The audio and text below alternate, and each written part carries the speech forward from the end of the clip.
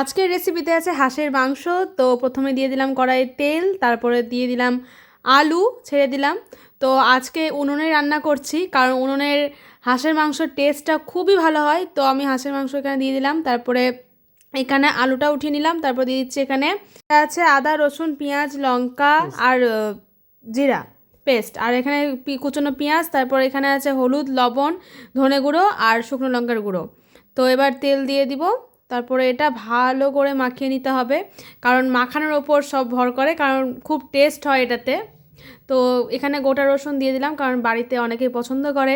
আর এখানে কড়াইয়ে ছেড়ে দিলাম, ফোড়নে দিয়েছিলাম গোটা জিরে আর শুকনো লঙ্কা আর তেজপাতা, ওটা দেখানো হয়নি। তো তারপরে ওটা মশলাটার জলটা ধুয়ে দিয়ে দিলাম, তারপরে ঢেকে রেখে দিলাম। তারপরে ওই টমেটোটা দিতে ভুলে গিয়েছিলাম, তার জন্য টমেটোটাও দিয়ে দিলাম, দিয়ে নাড়াচাড়া করে আবার ঢেকে দিলাম।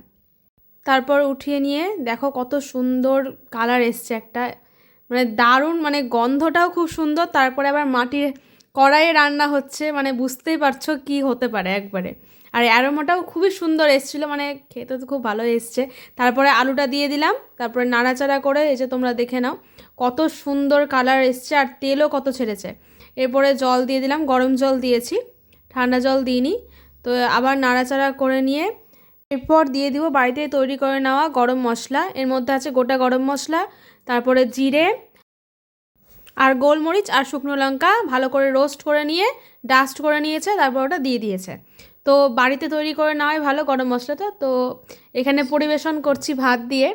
তো তোমরা দেখতে পাচ্ছ কালারটা কত সুন্দর এসছে, আর গরম গরম ভাতে যা লাগছে না, মানে বলে বোঝাতে পারবো না। তোমরা প্লিজ বাড়িতে ট্রাই করে দেখো। তো ভালো লাগলে অবশ্যই লাইক